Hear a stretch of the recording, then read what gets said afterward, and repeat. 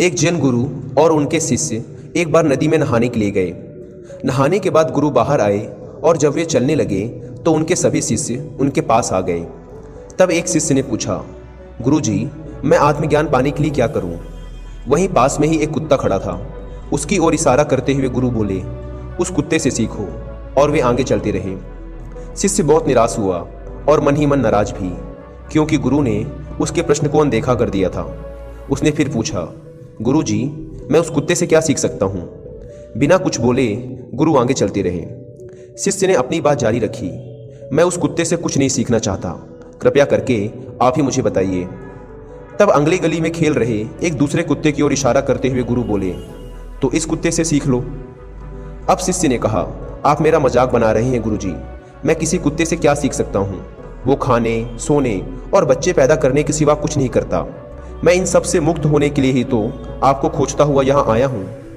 तो तुम भी खाओ और सो, गुरु ने कहा और वे अपनी झोपड़ी में चले गए। शिष्य गहरे सदमे में बस खड़ा ही रह गया। दोस्तों, इस कहानी में गुरु ने शिष्य से बहुत ही गहरी बात कह दी। जिस प्रकार एक कुत्ता जब खाना खाता है तो वह सिर्फ खाना ही खाता है, जब वह सोता है तो सिर्फ सोता ही है। वह जिस वक्त जो काम कर रहा होता है उस वक्त सिर्फ वही काम कर रहा होता है। इसी प्रकार हम भी जब कुछ करें तो उस समय हमारा पूरा मन व शरीर केवल उसी काम में होना चाहिए।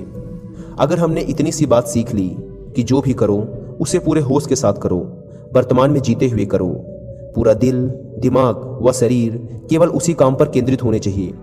अगर हमने सिर्फ इतनी सी आदत डाल ली तो हमारे जीवन की आधी से अधिक समस्याओं का अंत हो जाएगा। एक औसत व्यक्ति आजकल क्या करता है? वो खाता है पर उसे खाना नहीं कह सकते, वो सोता है पर उसे सोना नहीं कह सकते। क्यों? वो जब खाना खाता है तो खाने में पूरी तरह शामिल नहीं होता। अगर वो कुछ बहुत ही शानदार चीज भी खा रहा हो तो भी स्वाद की ओर उसका ध्यान बस पहले कौर तक ही रहता है। बाकी का सारा खाना उसके मुंह और गले से उतरकर पेट में पहुंचता रहता है, पर उसका मन इधर उधर भटकता रहता है। तो आज जरूरत है खुद को वर्तमान से जोड़ने की, वर्तमान में जीने की।